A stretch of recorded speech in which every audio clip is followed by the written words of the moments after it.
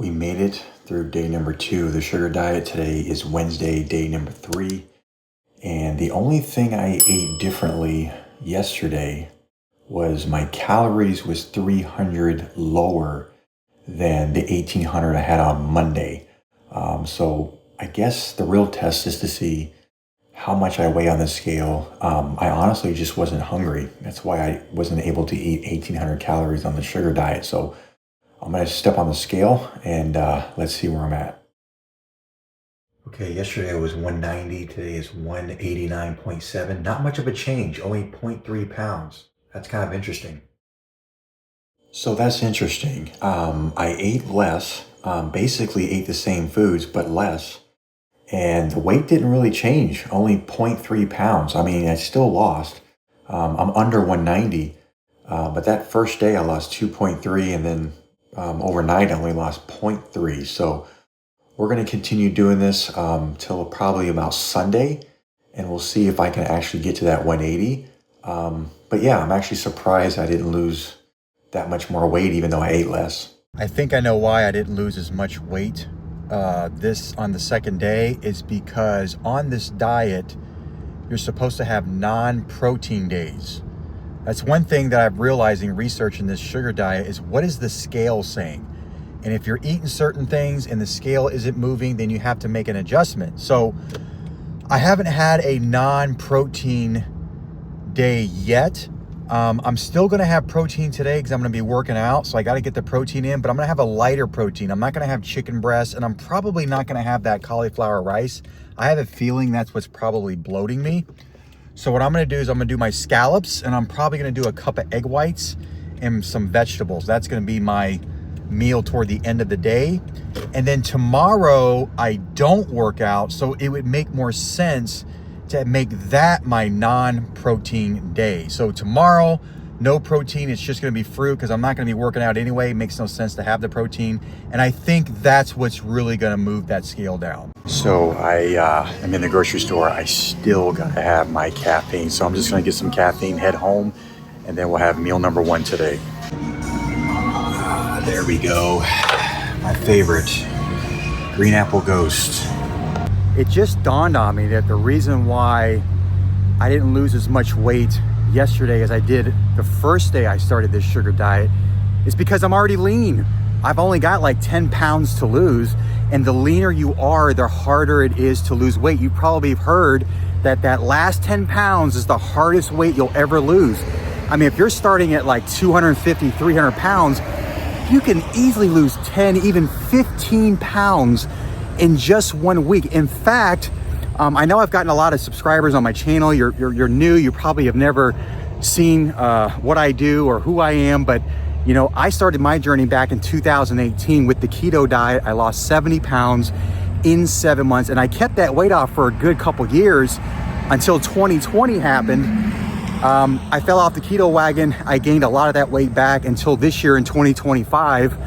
I started at 233 and got down to 190 in just 10 weeks doing carnivore, intermittent fasting, and the keto diet. Okay, so I lost 40 pounds in 10 weeks.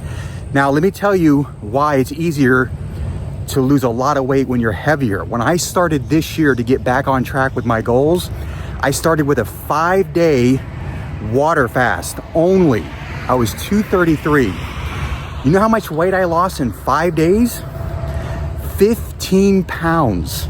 Okay, that's the power of when you start a weight loss journey and you're starting very heavy. So you guys that are like really overweight, don't get discouraged because you're gonna lose a lot of weight in the beginning. Where people get discouraged is when they got that last 10, 15 pounds. That's when people start to throw in the towel, okay? So that's really the other reason why I think I've kind of slowed down a little bit. Today's only day number 3. And then I saw somebody in the comments say something about, well, you're not supposed to really have starch in the morning because of, you know, like the Kellogg's cornflakes that I'm eating is starch. It's all in context. You know, I was watching a little bit of Cole Robinson, and a lot of people have these questions of why can they have this, can they have that? He basically answers it the same way every single time. What does the scale say? Use the scale as a tool to take things out. If things aren't working, take things out. And that's how you'll know if Maybe you can't have starch. Maybe you need to back off on the protein. So you got to use a scale as a measuring tool to see if you're making progress. So it's as simple as that, and I've coached hundreds of men from all over the world to lose at least that 40 pounds in 16 weeks using my Keto Shed 40 program. Now, I know a lot of you have stalled on keto and carnivore. I can't speak to that. I've never stalled on keto carnivore. Many of my clients that I've coached over the years don't have that experience either. But there are times when I'll have them cheat here and there to get them to burn fat again. That's a very strategic tool that you can use. And some of the cheating that we do on keto is actually sugar. So it's kind of ironic that I'm doing the sugar diet because that is a tool that you can use to really bust through these plateaus if you're doing keto carnivore. But again, I'm gonna test this a full 7 days. I'm probably gonna take the protein out tomorrow because I won't be working out tomorrow.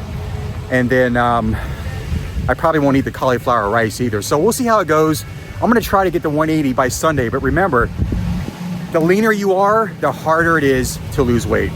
It's almost time for meal number one. So I got my 2 cups of starch, my Kellogg's Corn Flakes. I got my cup of blueberries, and I got my 16 ounces of cranberry juice. Now, before I eat this, I want to address a couple comments that I saw that were quite fascinating to me. One of the comments was that they actually became diabetic and their AC1 went up on the keto diet. That doesn't make any sense to me because you're not eating any sugar on the keto diet. Unless you're eating sugar, I could see why that would elevate your A1C and your diabetes because you can't mix sugar with fat, okay? Now, on the keto diet, you can have berries. So if you're constantly eating berries, just imagine this plate. Let's say you're having eggs, bacon, avocado, and you're eating like a cup of blueberries, and you're doing this consistently within that one meal. Well, what I've learned is that you can't combine sugars with fats. That's what causes the diabetes. That's what causes a lot of the health issues, and that's gonna raise your A1C, all right? But sugar by itself isn't necessarily bad, okay? And just eating fat isn't necessarily bad. It's when you combine the two, this is what causes a lot of the health issues, the high blood pressure, diabetes, pre-diabetes, heart disease. That's what's gonna cause all these issues. But if you're just eating sugar, you're fine. If you're just eating fat, you're fine. And that's just how it is. Now, what I can tell you on the keto diet is people have stalled or gained weight because they're eating too much dietary fat. You gotta understand something. Just because you can eat bacon, butter, and ribeye steaks all day long doesn't mean you should, all right? There are times where people will stall on keto because they're consuming way too much dietary fat and they're not allowing their own body fat to be lost. So you gotta pull back on the fat, all right? So that's just what it is on the keto diet, and that's what I've learned. You can't combine carbs and fats. That's gonna lead to fat storage, but if you're just eating sugar, this is why a lot of people are losing weight on the sugar diet. They're just eating sugar. They're not eating fats. They're not eating starch. And then they're backloading with maybe a little bit of protein. They have their protein days, all right? Same thing with keto. If you're getting rid of the sugar and all you're eating is protein fat, you're gonna lose weight unless you're eating too much dietary fat. So that's just how it is. I wanted to address that because I personally have coached people. I can think of one person right now. His name is Tony. He lost 70 pounds with me. He's a full-fledged diabetic taking insulin. I was able to get him to reduce his insulin by half when he did the keto diet. And then I can think of another client that I coach, a woman who was on metformin for over 20 years. She completely came off of metformin when I transitioned her into the keto diet. You got to remember something. You see all these diets, but if you're doing it without the supervision of someone who knows what they're talking about, you're going to struggle. I go on these Facebook pages. I see people complaining when they're on carnivore and keto, like, oh, I did it for 30 days. I lost weight, but now I'm stuck. Okay, there's a system. Okay, in my Keto Shed 40 program, I actually have different phases that you got to go through. It's more than just pounding a bunch of bacon and butter and ribeye steaks. There's a system to it. There's a strategy to it. And that's why it actually works. So I just wanted to address that because I find some of these comments are pretty fascinating to me because I personally have never run into that and my clients haven't either. So maybe this person just didn't do it under the supervision of somebody, or maybe they were just getting bad advice. I don't know. But anyway, I'm going to go ahead and have my starch and then we're going to hit the gym. Now we're on the way to the gym, which is my favorite part of the day. And speaking of the gym, you know, there's another comment I want to address. I feel like these videos, I'm going to be addressing a lot of comments. But this one really stuck out to me, and I really want to address this because this is very, very important. So basically what this person said, and yes, I have seen this, when it comes to the sugar diet, you know, they're basically said that, well, from my understanding, you don't have to work out. You could literally be a couch potato and do this diet and you're going to lose weight. Now, let me be clear about something. You can't out-train a bad diet. This is true, okay? Diet needs to be dialed in, and that should be more of the focus than actual exercise. However, if you want to optimize your body to the fullest, you need to include some exercise.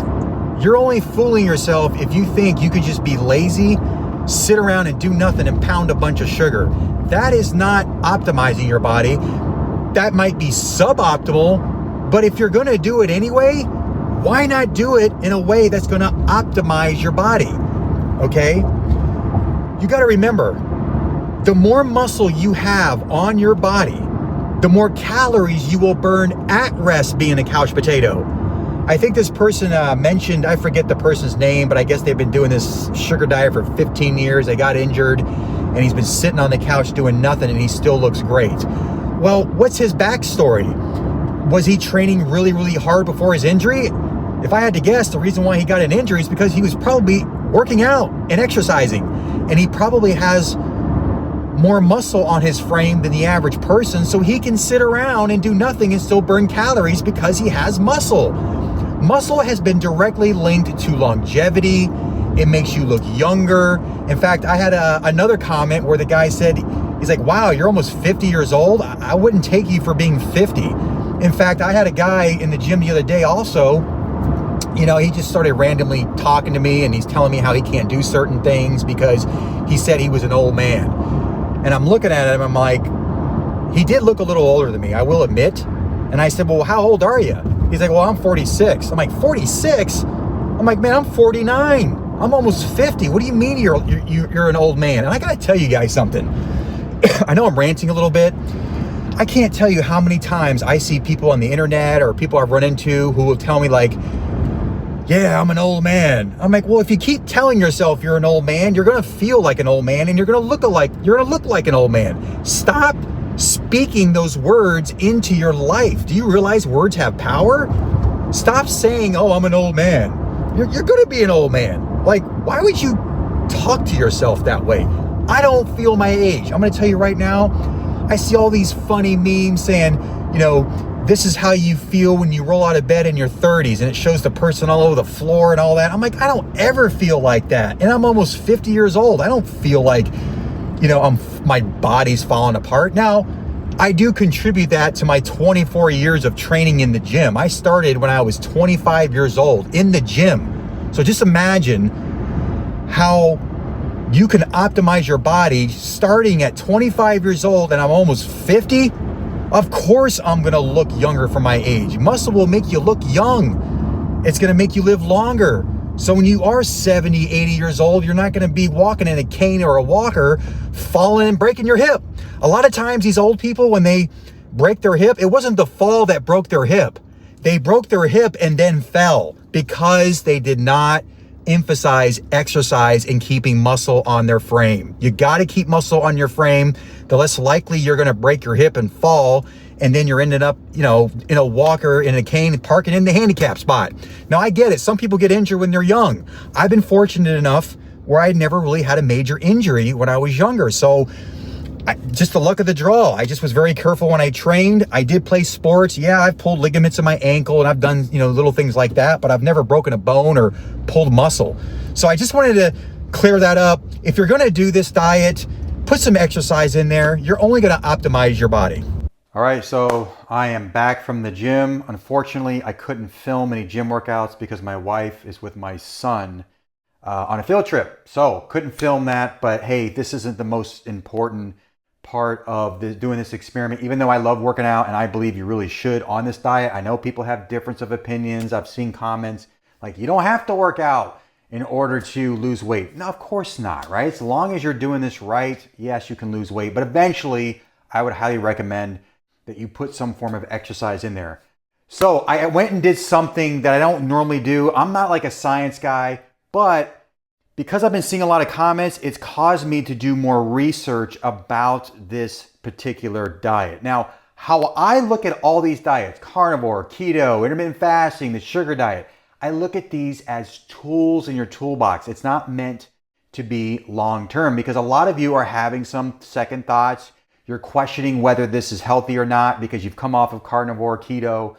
So what I did was I did some research and I really wanted to read this to you, okay? So bear with me. I want to read this because this is very, very important, okay? So when it comes to this sugar diet, you probably have heard of this hormone called FGF21, okay? This is elevated when you do this sugar diet. However, when you do keto, FGF21 is elevated. When you do carnivore, FGF21 is elevated. Intermittent fasting and prolonged fasting, this hormone FGF21 is elevated. So all of these diets elevate this hormone called FGF21. So now why?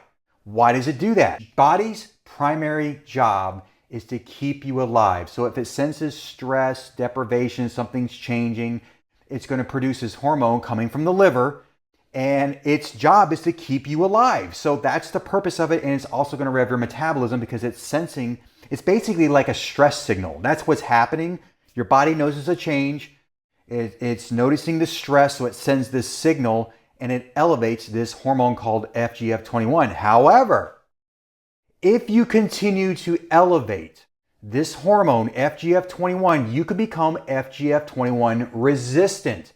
This is why they'll say, don't do keto long-term, don't do carnivore long-term, don't do constant fasting long-term because you could become FGF21 resistant. Just like this sugar diet. All these people that are preaching this sugar diet like Cole Robinson, Mark Bell, I'm guarantee you they're not going to do this forever, all right? It's just a tool to get the weight off, and once you get the weight off, then you could become more flexible with your diets. Now let's get to some of the research that I actually found with this sugar diet. So if your entire diet consists of only sugar, so sucrose, fructose, even from natural sources like fruit juice, yes, it's still damaging long-term. Keyword, long-term, even without fat and protein. And here's the reason why. I think there's like 5 of these. Let's see. Yeah, there's 5 of these, and it's going to explain why. Number 1, liver overload and fatty liver risk. So I'm sure you've heard of non-alcoholic fatty liver disease. This can be a problem. So fructose is processed almost entirely by the liver. When consumed in isolation and chronically, it gets converted into triglycerides, which can accumulate as liver fat, even without dietary fat present. This is exactly how non-alcoholic fatty liver disease develops in lean people. Think about that. You wouldn't have expected a lean person would have non-alcoholic fatty liver disease, but this can happen on this diet. Key study. Research in both humans and animals has shown that high fructose diets alone, without fat, still lead to fatty liver and insulin resistance. Number 2, no protein equals no muscle maintenance or satiety. Protein is essential for muscle preservation, neurotransmitter balance, immune function, and keeping you full. A pure sugar diet would lead to muscle loss, especially if you're in a caloric deficit or physically active. When you combine all that together, I don't think I'm losing muscle, but yeah, you can actually lose muscle. It's probably going to take months for that to even happen anyway. Number 3, FGF21 resistance, like I just mentioned, would still happen. FGF21 spikes in response to sugar are a distress signal, not a helpful adaptation. Chronic exposure, even if it's only sugar, eventually leads to FGF21 resistance because the liver keeps sounding the alarm and tissues stop responding. All right, so that's number 3. Number 4, blood sugar instability. With no fat or proteins, a slow absorption, sugar from fructose, sucrose gets into the bloodstream very quickly, leading to spikes and crashes in blood sugar glucose, mood swings, energy dips, increased hunger and cravings despite eating lots of calories. Number 5, this is a big one. Nutrient deficiencies. Most people are deficient in something, all right? A diet of just sugar is almost completely void of essential nutrients. No B12, no zinc, no iron, no omega-3s, no amino acids, etc. Even fruit-heavy diets can cause micronutrient gaps, especially without greens, seeds, or animal foods.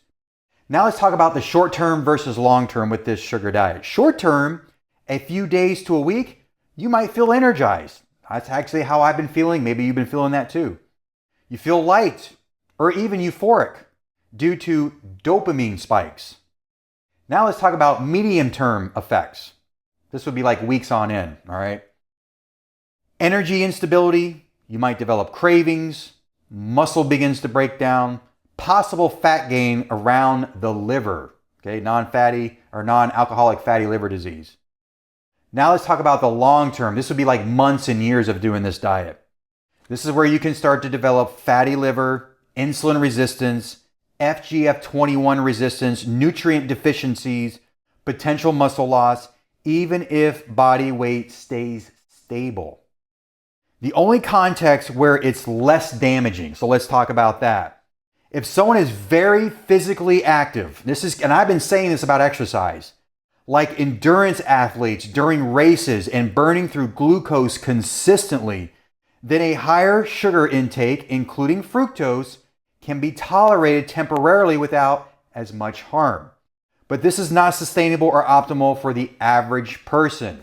Many people doing this diet are not doing exercise. They're obese because they can't work out or can't exercise. This would not be a good long-term strategy. So let's talk about the bottom line. Bottom line. Even if you're eating sugar without fat and protein, the damage still occurs, especially to the liver, muscles, and hormone balance. The absence of fat doesn't prevent the metabolic consequences of chronic fructose/sucrose intake. The body needs protein, fat, and micronutrients to function, and sugar alone just doesn't cut it. So at the end of the day, I backload my meals toward the end of the day with protein. So here's the bottom line for me, all right? This is a tool that you can use to lose a lot of weight. Absolutely, yes. Let's say you do this, you get a lot of weight off, you feel lean, then you can transition into something more flexible. Honestly, I would miss eating steak, eggs, avocado, cheese. Me personally, I would miss that. So this is a test that I'm doing for 7 days. I want to see how it does, because I don't want to run the risk of getting fatty liver disease and muscle breakdown. I've worked too hard for my body to experience all of that. So again, do this at your own risk. I like to look at the research. I'm becoming more of a research guy. I never really was into that. But look, you just can't believe everybody that you hear and see on the internet. Do your due diligence and research this stuff. All right? So I'm going to be probably taking a walk, and then I'll have my second meal. And somebody made a comment. They don't actually think that I'm actually eating all this fruit and juice and candy and all that stuff. Well, I guess I'm going to have to show that I'm actually eating the stuff. I think it's kind of weird filming myself eating, and it's probably even more weirder if you actually want to see me eat. But stay tuned. I guess I'll, in the next clip, I'll show you what I'm eating and actually physically eat the food so I can prove to you I'm actually doing the sugar diet. Time for my second meal, my post-workout meal, and I am going to be having some mixed berries with 1 tablespoon of sugar. And you probably see my other videos. This stuff is so good. It's made with coconut milk, has 0.5 grams of fat, and it's non-dairy, all right? And it's got a little coconut flavor. So we're going to put a little bit of this on there. And just to satisfy you, if you don't believe I'm actually going to eat this, I'm going to eat it. All right, they never put enough of this stuff in here, but that's why I got an extra can. So we'll go ahead and see if I can get any more out of this. I think that's going to be it on that one. Whatever. Anyway, I'm going to go ahead and actually show you that I'm actually going to eat this, okay? Yep, a keto guy is going to eat whipped cream and fruit, all right? I gotta tell you, it's very good.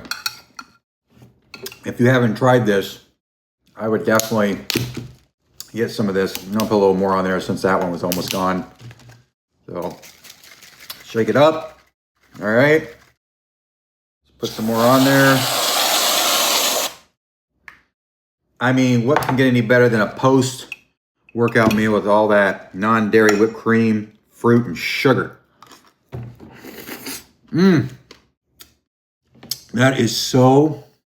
I'm getting some in my beard. It's the only thing about having a beard. You get stuff in your beard. All right, so what I'm gonna go ahead and do is I'm gonna go ahead and continue eating this. And I gotta actually go pick up my daughter from school because it's testing. She's getting out early. I can't believe summer is almost here. Speaking of summer, better start now. I'm telling you right now. This is why I started in January. I wanted to give myself plenty of time to get in tip-top shape. So when I go on vacation, I go to the beach. I got this huge lagoon in my neighborhood. I want to feel comfortable taking my shirt off. And we're going on a cruise in July. So I definitely need to overshoot my goal by 10 pounds in case I go off the plane a little bit. But I got some time for that. I don't want to bore you. I am going to eat this whole thing. But this is going to be meal number 2. You saw the cereal, the blueberries, the cranberry juice. Just going to have fruit for my second meal. And my third meal of the day, just lean protein, egg whites, and scallops. Pretty boring, but hey, I got a backload on the protein. And tomorrow I won't have any protein because I'm not going to be working out. It's just going to be fruit. And we're just going to keep this thing going. All right, we got meal 2. Actually, meal 3 on deck, right? Because I had, the cereal, the fruit juice in the morning. Then I had fruit with the whipped cream that you just saw post-workout. Now we're going to do the last meal of the day. So what I'm going to do is I bought a whole bunch of egg whites. I'm going to be doing lean protein tomorrow, no protein, all right? So I'm going to do 1 cup. I was kind of surprised. Egg whites is so lean and so full of protein that this is actually 400 calories in this 1 cup. So I'm kind of surprised at that. Was pretty shocking. Now, my protein today is probably going to go a little bit over the 100, 120 grams. I want to say my protein is going to be like, it's definitely going to be higher. I think it's going to be like, I don't know, 160, 170 grams of protein for today. But, it is what it is. And then now, once those egg whites cook, I'm going to go ahead and do my scallops. I got 4 servings of scallops. Lots of protein in scallops. Literally, this is such low calorie but high in protein that you can't go wrong with scallops and egg whites. So that's what I'm going to do. I'm going to go ahead and probably throw some salsa on there. It's only 5 calories in this. I figure, hey, why not? There's only 5 calories. There's hardly any sugar. There's no fat in it. So I'm going to go ahead and put this on my egg whites. And that's going to be it. This video is long enough. So make sure to like the video. Make sure to subscribe to the channel. And always hit that notification bell so you don't miss any future episodes. Until next time, I'll see you tomorrow.